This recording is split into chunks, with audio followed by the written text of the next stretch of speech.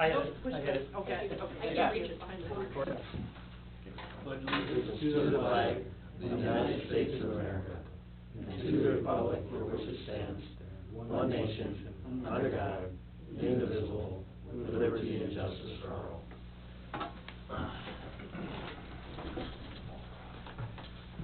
Okay, we'll start with number one, approving the agenda, additions, deletions, and corrections. So I've got two additions.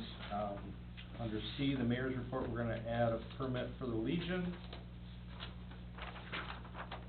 And under L, attorney's report, we're gonna add number 2, which will be open, the Shopko property discussion on some of the details there in that closing. Anything else, Tim? No, I think that's all I've got. Okay, Phelps? Wait, No. Lonnie? Dan? No, entertain a motion to approve the agenda as amended? So moved. Thanks, Dwayne. Do I have a second? I'll second. Thanks, Mel. All in favor, say aye. Aye. Opposed, motion carries. Consent agenda, number 2. Everything was in your packet. Any questions for the administrator on anything in the consent agenda? Okay, entertain a motion to approve. I'll make that motion. Thanks, Dan. Do I have a second? I'll second. Thanks, Mel. All in favor, say aye. Aye. Opposed, motion carries unanimously. No visitors. Mayor's report, permit for the Legion. Sure, I'm gonna pass this around because it came in today and I got a chance to make copies this afternoon. But what it is dealing with an issue that's on the agenda for a little bit later, and I mentioned it to them, and I asked them that, or let them know that I would bring it to your attention anyways. This is under that, later on, we're talking about process and permit for allowing restaurants to open. So, this is a form that was, sent out to all the council members earlier.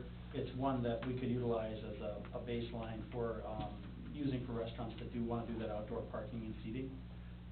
So they have put this in, and it would fall under the auspices of, with the council's desire to support business in town. I think we've discussed it a little bit before. Some of these things we could handle at a staff level, some of them, if we wanted to make it official tonight, we did provide a base, resolution for you to consider. So, possibly we could approve this later if we wanted to do that, if we do go forward with that resolution. Otherwise, just wanted you to know, I think it could be handled at a staff level, so. Perfect, thank you. And just to recap, we have said in the past, we're perfectly willing to work with any restaurant or business that's been closed that can reopen in unique ways, just to come to staff, and we'll figure out a way to get people open and hopefully comply as best we can with state law.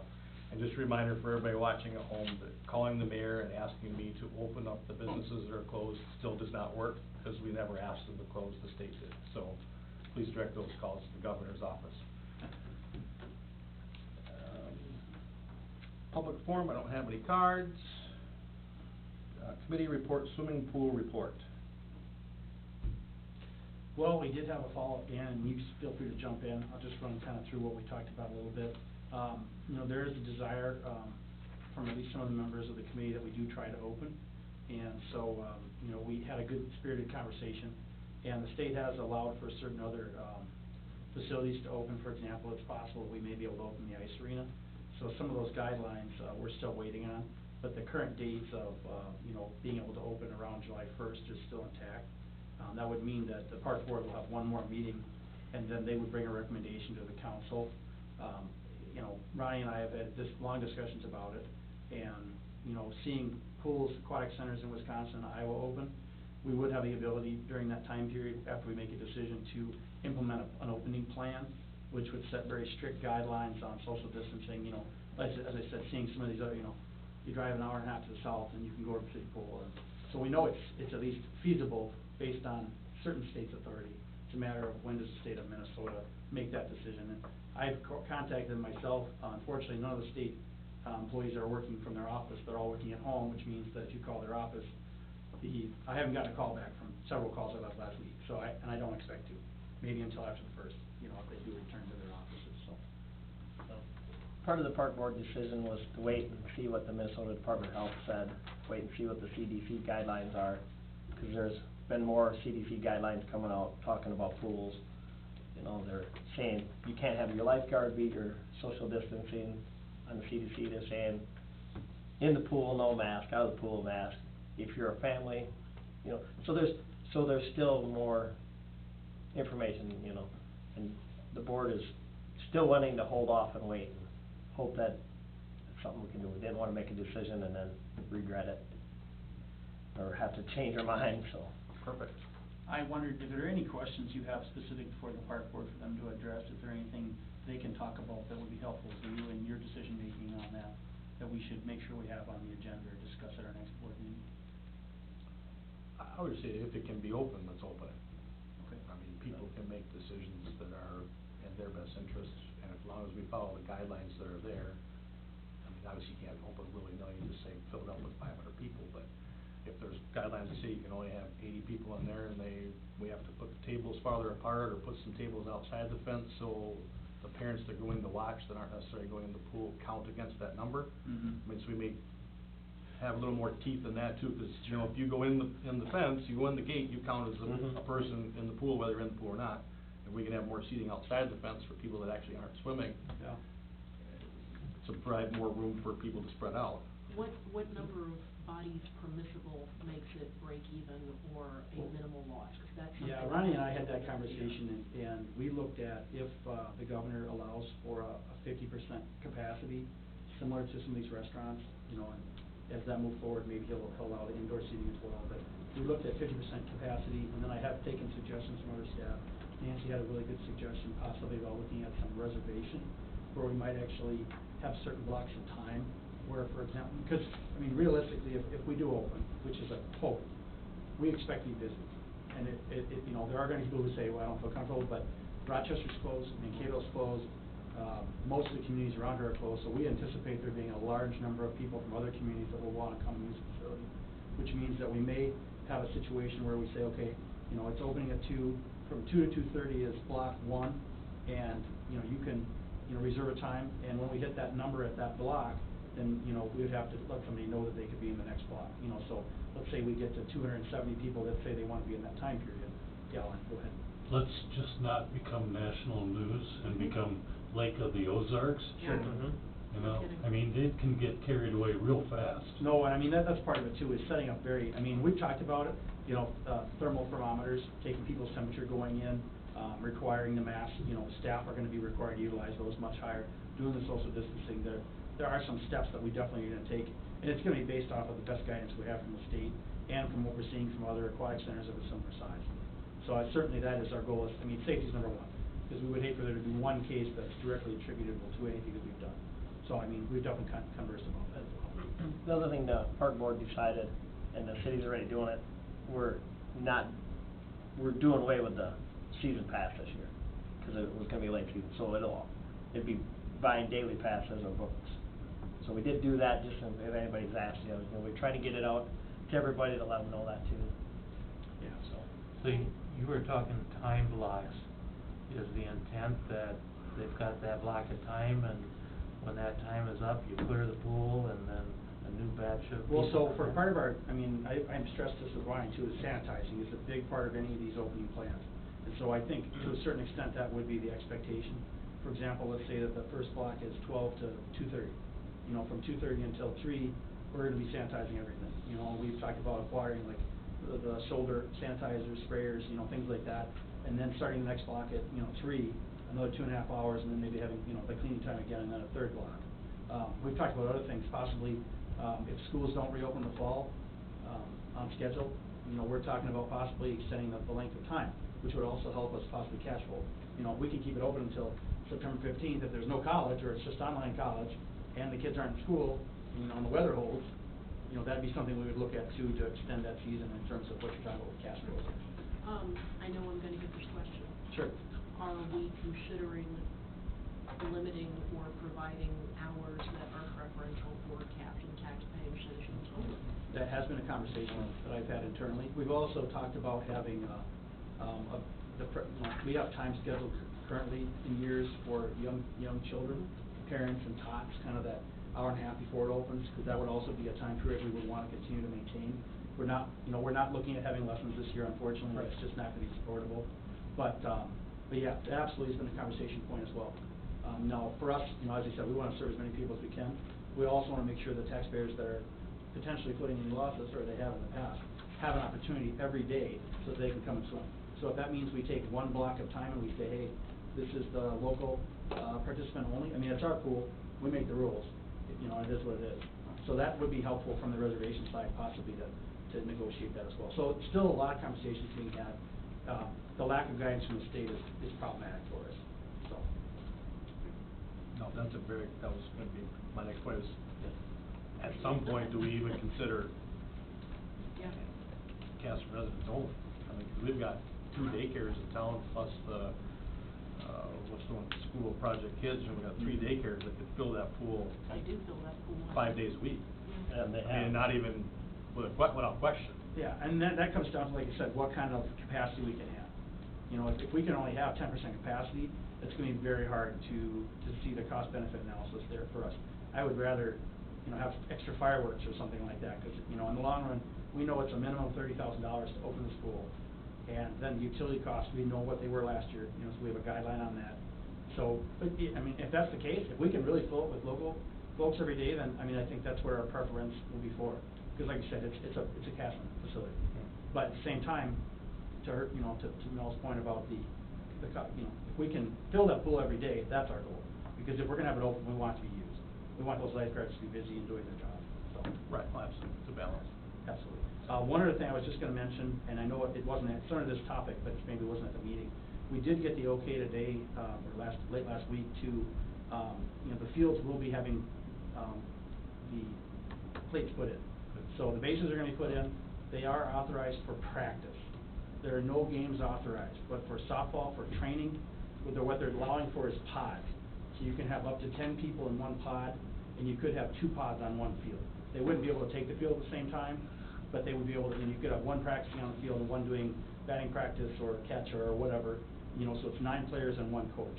So the state has authorized that, so starting on late Thursday or Friday, we're gonna be installing those. So next week, they'll be able to utilize those fields, not for games, but for practice.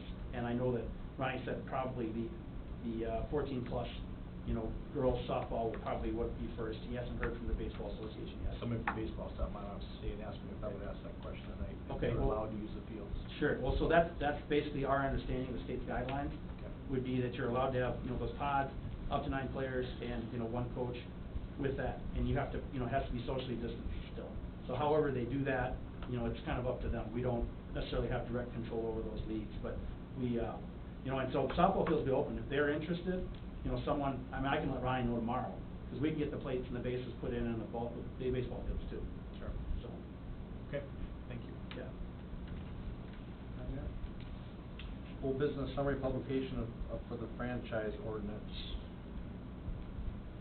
So I think the request was tonight just to allow us to publish that in a summary format in the newspaper instead of being complete. Is that correct, Linda? Correct. It was the cable franchise that was approved at the last meeting. I just don't want to publish 7 pages. I mean, it makes sense to me. It's not gonna change things for residents dramatically at all, really. So do you need a motion on this? Yes, please. Okay, I'll entertain a motion to approve posting or publishing of the franchise ordinance in a summary fashion. So moved. Thanks, Dwayne. Do I have a second? I'll second. Thanks, Mel. All in favor, say aye. Aye. Opposed? Motion carries. H, new business personnel policy handbook, first read. So included in your packets, you have a copy of that. It is quite substantial. I'm not sure if I like that or not. You know, in some cities you have policies that are separated out. Here, we've chosen to basically include all the policies together in one kind of big chunk. But there are a number of items in there that are changing. I know some of the council members have commented. There is no need for action tonight. We would like to try and get this finalized and sent out this summer. So we're looking at a first read tonight, then we would take comment from council members, probably have the personnel committee review the handbook specifically, so you can take a look and if you have any points, and then when we're comfortable with it, we'll bring it to the full council for a sort of a second reading and finalization.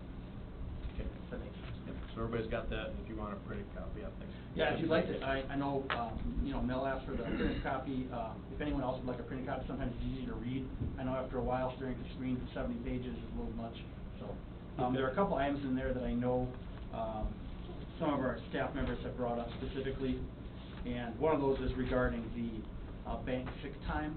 So we do have a sort of a catastrophic sick time bank, and the, question was, for example, one of our senior employees just chooses to donate their sick leave, we would be asking you to change the terminology so that it's only counted in the specific year that it was donated. So, for example, let's say someone donated sick leave from 2014, you know, we don't actually look at the hours, we look at the liabilities of it. You know, so we give sick leave, it creates a potential financial liability on the city. So what we'd be in essence doing, I work 1,000 hours at $10 an hour or something like that, I donate some of that, that creates that cash cost. And then, you know, maybe Chris is one of our senior employees that is paid at a higher level, so it's just be, you know, his hours would be counting against the cash as opposed to a direct hour to hour. So that's one thing we are asking, we'll be looking at changing that a little bit, because it doesn't make a lot of sense when an hour is not the same equivalency, so. Is that kind of what you were going with, Nancy? Yeah, just to take, the benefit donated is take to the hourly rate in the year it was donated and translated it to dollars, and that's what's banked for later.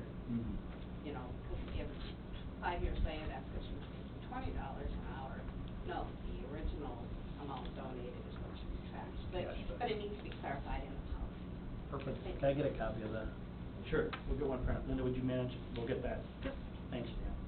All right, thank you, Tim. Yeah. Administrators reports. Well, you've got a lot of items in there. You know, really right now, it's a lot of budget stuff. So we're following the legislature pretty closely. You can see in there, they did make some substantial changes to the Fire Relief Association provisions. This would allow for a new dissolution process and how that would work. In some ways, it would be beneficial to cities, in some ways, it probably wouldn't. So you can read through those. I already updated you on some of those park and rec issues, particularly regarding the pool and the ball fields. One other item that did come out of that is we did start a legacy grant, a minor legacy grant for the WPA wall. That was at direction of the park board. We got a second bid, which we're still fleshing out. There were some additional numbers that we wanted to include. So we got a base bid, but there are some local costs or costs to us as a city that would be providing electricity, providing concrete and other items that Ronnie is costing out right now. So when we have that fully costed out, that'll be coming to the council. I expect very likely the next meeting in June. And what we'll do then is we'll have the proposal that came from last year, the proposal that we have now. We have spoken with the fellow who submitted the bid. It's possible that he'd be open to completing that project next year. You know, we did let him know that obviously this year's budget is very uncertain. However, I think, Dan, you can talk to this too, maybe a little bit. It was a much improved proposal in terms of cost. It was, I would say it was at least feasible as compared to the one we had originally last fall. So, you know, that is coming. We are working on a grant application that perhaps would allow us to defeat some of that additional cost. Anything else, Dan, that I'm forgetting on that? No, the board kind of wanted to have us talk about it tonight. They wanted to bring it forward, but there was too many uncertainty in numbers, so I recommended that it go back and make sure we had, so it would be easier to answer all the questions. There was certain things that we wanted clarified out of the bid, out of the work and stuff. But I think we are making some progress. Oh, we are. So that's a positive. Yeah, we definitely are. This bid was, I don't remember, was it around 40,000 or 38,000, I think. 38,000. So it was definitely a different bid, but his concept was a lot more repair, plus all the stone was donated. So that helped offset his bid. A couple other things, just to note, no bonding bill was approved, so that's something we'll continue to follow. That then does help with some projects, and we don't know what funding's gonna look like. I'm sure Brandon will, if you ask him, he'll tell you all about the projects and the money and where it's at for all these streets. He's very knowledgeable about that. But we're following that. The CARES Act, I know we've been tracking our costs because there was about $667 million which was allocated to Minnesota for cities and counties outside of Hennepin and Ramsey, which received their own funding. So there were a couple of proposals. Senator Rosen had one, and I think Representative Mark Ward had a different one, and that would allow us to recapture some of those costs we had. Some things that would be applicable would be the time off that we were required to give. We could claim some of that cash back, which I think was it close to $200,000, I think, for that pay period? About 100. 140, okay. So that would be something we'd be able to actually recoup some of those funds through that CARE Act. However, the way that works is that money is just not a carte blanche. It has to be used for something that was related to the COVID. I think some counties and cities are thinking, well, we're gonna patch our pension plans and we're gonna buy this and that, and it's not how it's designed to work. So we're gonna keep following that, and a decision will be made. Whether they do it in a special session or the governor just signs an executive order, it's gonna be done. So we'll let you know about that. Electric utility, I did get a report today, which I'll forward off to the council later. We have seen a substantial drop in our usage over the last 2 months. They've got some projections for you. It may affect the profitability of the electric utility, at least in the short term. And then I think, last night in their planning commission, we had a good, planning commission meeting. The, city attorney's got some things we'll be, referencing tonight later. However, they are moving forward on their code rewrite.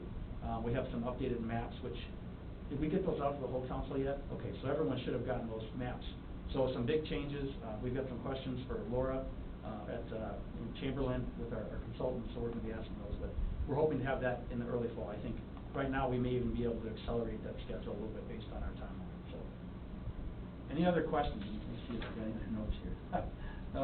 I do have one, well, we can talk about, now, or we can talk about it later.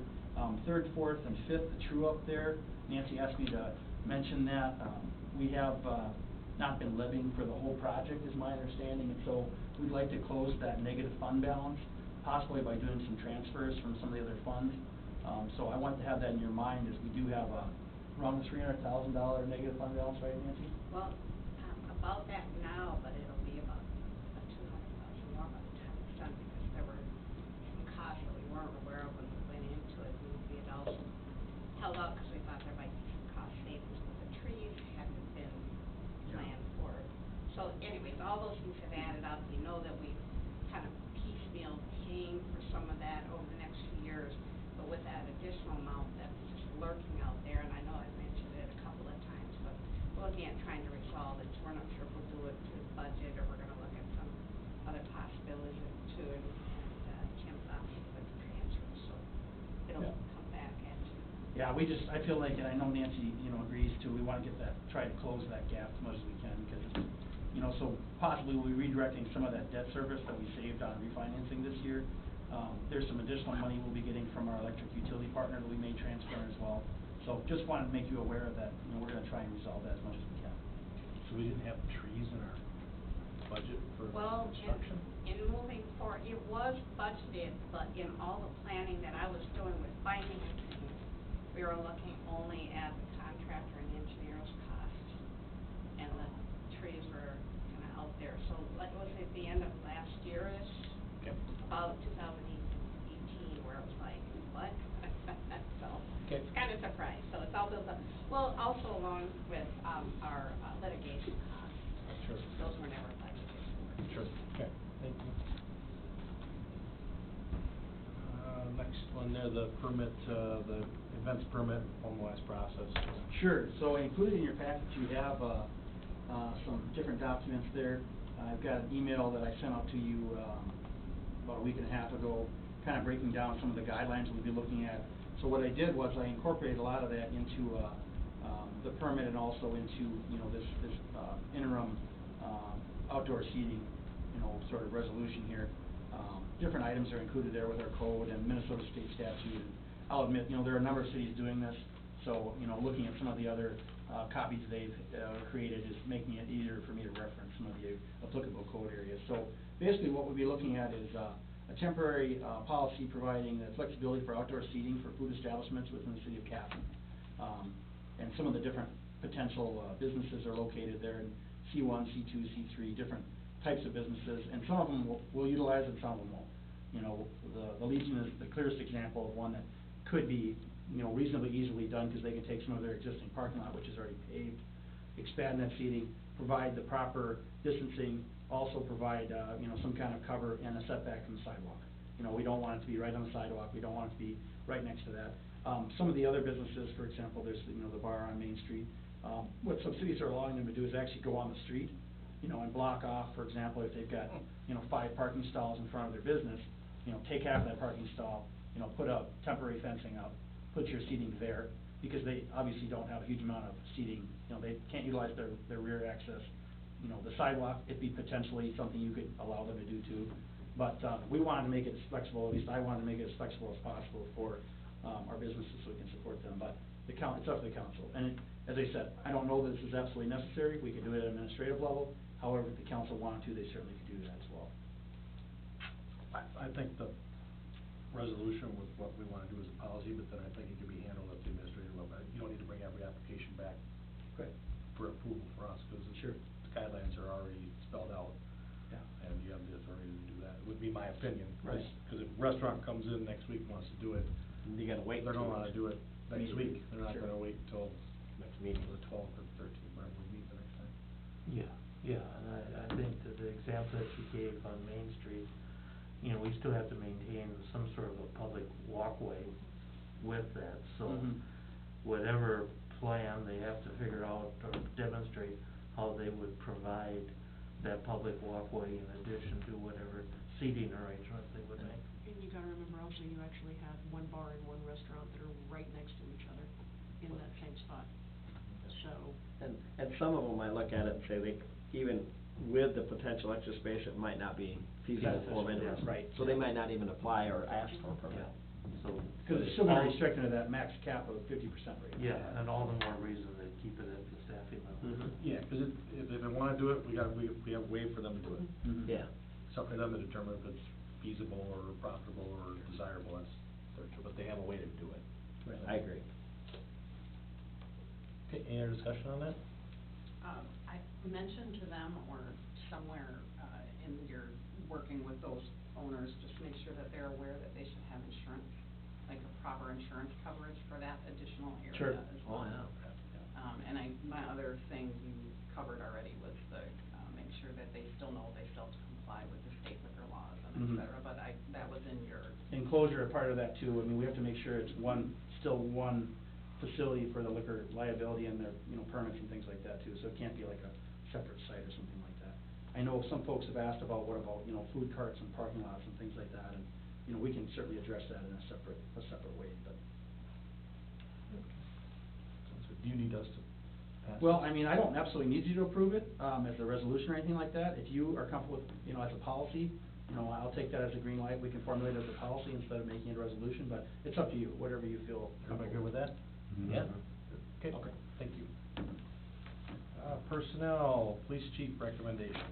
The easy part of it. So earlier this afternoon, evening, the council did, they did go through their, interview process. I think it was a very spirited, healthy, discussion and some good questions, and we've allowed for this time for them to continue their discussion and take action if they so desire. Alright, so we went through the interviews earlier, scored, they were within 3 points? 4 points. 4 Yep. points.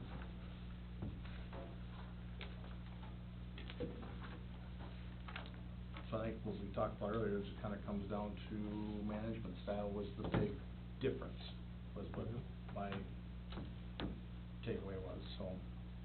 And that's just gonna appeal to everybody a little bit differently. Anything else somebody would like to add to our discussion? Before we make any, are we still gonna look at doing the background checks and then waiting for those before we pick an officer? Guess that'll be conversation. You know, I'm just, Yeah, I mean. I would get too far into it, I would just wanna go Yeah, that I mean, up my front before- perspective was we'd make an offer pending a background check. Yeah, and I know we talked about earlier about the concern about, well, if something comes back negative about the person that we gave the provisional offer to, well, then it comes back negative, and I would assume that if there was something negative, you wouldn't have applied. True. Right. Well, And- if and something if it- comes back that negative, we may have to take Other action. other action with a current employee, so I mean, I don't know if we can concern ourselves too much about that until we. So I would be fine with offering the job provisionally pending the background check. Okay. Does that sound reasonable? City attorney? Yeah. I should've asked for something else. He does listen, I think. Yeah, oh, I know, I'm just kidding. Go ahead, I mean. Yeah, no, so that, I guess I'm comfortable with the provisional offer with the background check, cause if it comes back not desirable, then. Then we have other issues anyways. So, anything else anybody would like to add? I mean, mean, I stand by what I said earlier. I think we have two incredibly well-qualified candidates for the job. I think the fact that the scores were within a few points shows that. I personally thought that Jesse Redding was the stronger of the two candidates because his management style was a little more thoughtful. It's good to have someone who has a quick and ready answer, but in a situation like a police department, I believe that it is a good thing to have someone who takes a second to think before he responds and makes sure that he has the best answer possible. So that would, in my opinion, I do believe that Jesse was the better candidate and had some very good ideas for the direction he'd like to see our department go. I would agree with what Mel said. Whether we like it or not, the police chief position is a political position and is a representative of the city. And I had mentioned earlier that Jesse's management style is more what I gravitate to, so I would be in favor of Jesse. Yeah. Oh. Well, I'm gonna go with, in my personal opinion, I agree with Josh's style of management, just a little more than Jesse's. I like them both, just I tend to veer more that way and he had some really good ideas of where he wanted the department to go. I mean, Jesse did too, but just when it comes down to it, I would pick more towards Josh. Just, I liked the way he interviewed, I liked the way his management style was, the way he looked at budgeting. That was just, veered me more that way. Lonnie? I think they were both good candidates, but I still gravitate toward Josh more than Jesse. Okay. These are the times you were elected for, Well, and then, Yep. I guess the only other consideration is how much weight are we giving the points that were written down? Right. True.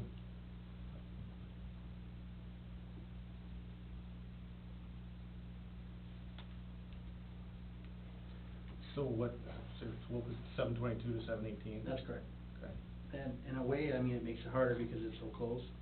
Obviously, if it was a bigger differential, you might have an easier choice.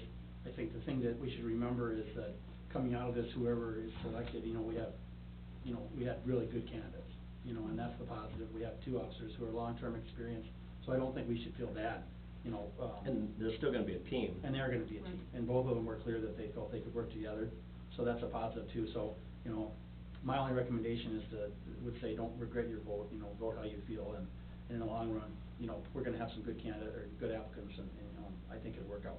I think it can work out either way, just fine. I guess, like I said before, I'll stand by what I said before, is I gravitate toward the management style of Josh more than Jesse. That's just personal. That's where I stand on that. Are we ready to make a decision tonight, or is there more thought people want to put into it, questions? Second interview, we can control the I'm ready situation. to make a decision, because, second interview is only gonna be that much harder, I mean, because the points are still gonna be there. I'm gonna go with my normal instinct, what I picked tonight, out of what I've read and what I've heard. That's just my opinion. Okay.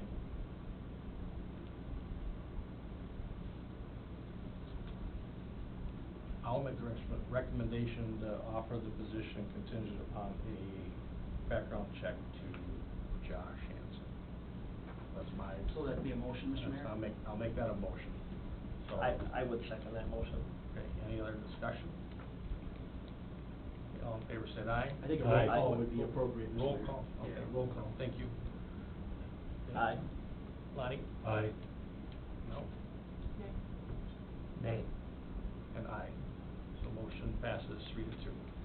All right, so based on the council's feedback, we'll initiate those background checks, and we'll contact the applicants, let them know, the decision we've made and, the process, and, we'll go from there. Okay. All right. Thank you. Thanks, everybody. Good conversation. Thanks for your couple hours for the meeting tonight, too. I just want to note, I respect both of Yeah. you. for your input. It was very close, Sure. as far as I'm concerned. And I respect the fact that you guys all stuck by your, you know, the way you felt on the management style, but perhaps we could have a meeting of the minds on, maybe we integrate a little bit of both management Yes. styles into this Yes. position going forward, because it is, whether we like it or not, it's the way it says, this is a political position. Yeah. And, you know, what's going on in other major metropolitan cities is showing that how the public perceives your police chief is crucial. Having said that, I still think both candidates are excellent, and I think that either one of them would do an excellent job. So just because I did not vote for the one that is conditioned on a background check does not mean that I have any less faith in his ability to do the job. I'd like to reiterate too, I mean, after the discussion with them, they're both firm believers, they wanna stay in this town, they wanna work together. They both want this community and the police department to nothing but be the best. So I think they will work together, and I think they will take their ideas and, you know, I think it will be a combination, like you said. And to We'll Lonnie's find out. point, I think that goes without saying, I think this council's demonstrated over the last several years that we can agree to disagree on anything, and we're not gonna go home and roast each other on social media. Yeah, exactly. So, I think it's probably a positive thing that we do have the discussion, so just say, I think it goes without saying, Lonnie, thanks to them, but I think everybody here can say yea or nay and move forward and we'll move on with it, so. Yep, yep. But thanks, everybody, it's, why you were elected to make these good decisions. Well, and one good It's thing tough. I take away from this too is that, I think, as I mentioned during the work session, I think no matter who was gonna be selected, there are gonna be changes in the department. And those are comments that I take very clearly, how we wanna be diplomatic about things too. We wanna integrate that and, to say, that the new chief can either could be tougher or it could be a little bit more diplomatic. I think those are skills they can learn. Just because you've been in law enforcement and both of them been in for 15+ years, doesn't mean you can't learn, especially as a manager. And that's why I wanted to be clear during those interviews that they know this is a management position. From my own perspective, I expect them to follow the chain of command, and I expect them to giving us the information we need to make decisions and to do those properly. So that's stuff that we're gonna come up with them right away. No matter who it was gonna be, here's some of the changes we want to see, here's how we want things done, so. Okay, thanks, everybody. Engineers report tonight has nothing on it. Correct. Is that by design? By design. Okay, thank you for your update. You gotta ask them some questions, come on. Shoot. Any Hey, questions, any questions for When Brandon? is 16th Street gonna be open? Dan had that one early, he asked me Yes, that I've been one. asked that a few times. Should be pretty close, did they pave that out this? It's all done. It's all been paved, but there Yeah. was, Yeah, they gotta stripe it yet, so. Oh, okay. And it takes like a week before you can stripe it, so. Somebody was asking if they were striping that now, or if they were waiting until the rest of 16th Street. No, it's a different project, so. The pavement's gotta sit a week before you can stripe it, so. That's probably why it's still close, it's not striped, so. Having received a notice that sounded like it was gonna be something next week that it would be open. Yep. I think they paved it, late last week, so should be maybe late this week, early next. I have one other question. There's nothing on the agenda, but go ahead. Oh, no, we can Like you on the hot have spot. this one. That's all Any good. word on roundabouts? Any further on the Main Street roundabout? We've submitted the geometric design, which is, kind of the line work and the big picture perspective design to MinDOT. So they're reviewing that currently, but we're gonna put it on a MinDOT website, and then we're going to garner public comment off of that website. We wanna do that in person, obviously, but with these times, things are changing, so, that's where we're at on the roundabouts, and then we're going through a review. And then after that review, we're gonna bring the agreement back with the additional costs. They verbally told us that they were gonna incur those costs, MinDOT was, so they're gonna bring that back to the city in the form of that revised agreement that we have in place to up that cap and cover those costs. That's where we're at. Perfect. Two things. I love it. Go ahead. Knowing that DOT is gonna be, we're gonna be ripping up Manorville Avenue next year, I'm sure they're not too interested in doing any repairs to it this year. But is there an official statement we can get from them? Are they gonna fill any potholes, do any repairs to it at all?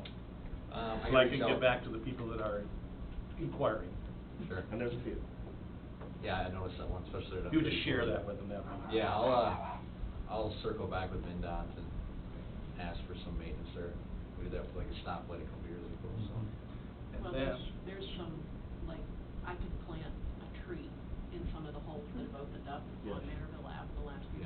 totally get that you don't wanna go dump a bunch of money into something, but. We still got another year. And that's a safety hazard at this point. So I'll circle back with MinDOT, see where they're at. And then how far are they on, doing the television of all the sewer lines in town? You guys just approved a pay application tonight for $54,000. So they're done. It was, 25%. Okay. And we got all the, kind of the hard ones done that were Okay. through some of the, farmed areas before all the crops came up, so we're in good shape there. And are they finding any Um, smoking guns or anything that says, whoa, this we You got? know, there's been a couple things that our manhole crews have found in manholes and reported back to city staff, so we've collected some things, possibly preventing some backups. But we haven't really sorted out or found any smoking guns yet. Okay. But, we're in the process of reviewing their work, so it's gonna kinda lag a little bit. Okay. The work's completed by the contractor. Anything else for Brandon, since we got him on the hot seat? You should keep him going. No, that's okay. Thanks, Brandon. They're Appreciate, warm. thanks for being a sport. Problem. Attorney's report, we'll, can I change the order or something without Mhm. having it? So let's do the number 2 first, because that's open, and then we'll go to closed session. So number 2 is a discussion on where the Shopko building is, that property. There's a closing coming up probably this week, and they've got a question on, there's an issue with the trail easement. So, do you wanna kinda get, so the question is, do we wanna close without the trail easement being resolved first and say we can take care of that later, or do we wanna hold up a closing because of that? Is that basically what they're asking? Yes. The closing is scheduled for tomorrow, so we would be blowing up a closing. They haven't had a lot of time to consider this trail easement. It was something that was supposed to be done, either before or after, the Shopko in May of 2014. The agreement said that they would, negotiate in good faith, but that, the easement wasn't required to be finalized prior to closing. It wasn't, and it never got finalized. The problem, my only caution is, so we've agreed, or we've drafted an agreement that will essentially, Guaranteed. right, guarantee the bond payments that were part of these other 2 agreements related to the property. So we're essentially giving them a certificate of completion and saying, we're not worried about these other 2 agreements anymore, you can ignore them, in exchange for, guaranteeing that we've got sufficient, increment to cover the bond payments related to that property, or the new owner and subsequent owners are gonna be on the hook for those. And so I think that it's important enough to get that part of it buttoned up, that I'm not as concerned about getting the trail easement buttoned up prior to closing, especially in light of the fact that we've really just asked them for it now. It feels a little, heavy-handed, frankly. And they, there's a couple of things that have popped up in these agreements that they flushed out through the closing process. But, we run the risk of them saying, we changed our mind, we're not gonna give you that easement at all. Depending on what type of business it is, because Correct. it doesn't matter who it is, but it may be beneficial to their business to have a trail that comes. Absolutely. Or it might be beneficial to them, or the community-wise too, of saying, yeah, we're gonna do it. I think they're gonna try to engender a good cultural fit for our community, so Right. that would be a positive too, yeah. And they didn't immediately say, no, we're not willing to entertain it, they just said, We didn't have enough notice. well, they said that there were a few things that they wanted to discuss with regard to it, or a few things that had to be fleshed, I don't remember the exact language. But I just want the city to be aware that, the hammer that we have to force that easement into existence, we're letting go. So we no longer have the ability to force them to give us that easement.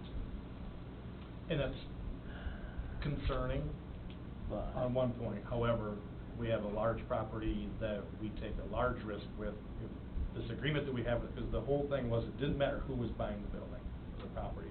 It was that we needed to protect the taxpayers to collect till 2042, this $33,000 to $42,000 a year on that schedule, that they would guarantee that that gets paid regardless of the value of the property, regardless of all these other things. We've got that. And that's the number one thing, is That's quite a large, And it's That's a big, and it's an enforceable, it will be an enforceable agreement, whereas the other ones had some vague clauses. right, so we protect the taxpayers. Tomorrow when they close, we'll have a guarantee that that's gonna be taken care of. We can come back to the trail easement and work with the new business in town so everybody sees the benefit of it and see what we can do together with that. So their representative said the trail easement needs further discussion, but our client would be happy to discuss post-closing. That's We the haven't ruled it out. representation they've made about it. I'm fine with proceeding and discussing the trail easement later. Do you need you need a consensus on that? Anybody feel strongly against? No. no, I'm fine with it, I think that's a good thing, it's shows understanding on our part and, Right. working, that we're gonna work with them. Good faith. That's all you need from us. Got a motion? We do need to have that certificate signed, so it can be some signatures, but that's Yep. something we're just acknowledging that the building has been, built and has been in existence for 5 years. That was what the agreement required, so. Do you have those? I do. Okay, we'll get those after the Sign meeting. them. Yeah. Okay, perfect. All right, and then thank you to city staff, Oh, yeah, Nancy put a lot of checking in Tim, things and reviewing that, so Melanie, thanks city Nancy attorney. for Yeah, that. and- Mr. Bubani too Yeah. took a look at the tip. I mean, I'm satisfied with it myself, that was my perspective, because like you said, we're protecting the taxpayers, which is really important. I know we don't wanna be on the hook for those payments, we really can't afford it. Right. Well, and that's, Honestly. yeah, I want to recognize that when I emailed back this morning, I read through the whole legalese again of the stuff you sent, but the biggest thing I get out of that is that we're protecting the taxpayers on this, and it's a fairly large piece of property in our little small town, and it's a big deal to get this closed and that guarantee back, so thank you guys for keeping the taxpayers in mind there. And then now we're gonna go to a closed session regarding possible litigation, we'll close that, and it will not be recorded, and we will reopen the meeting when it's done. Thank you. Wait in the hallway. Can I ask who's buying the building? We don't know. Old building? Yep. The entity name is ACS of Casson LLC. Oh. I believe the gentleman is named Brad Clemens, he might be a key builder, might be. I've heard the name. I saw the sign went up over there, it said Key Builders, and I don't know Yeah. who's involved with that, or if they're just gonna be remodeling it or Yeah. what, but who knows? Huh, interesting. The only Yep. info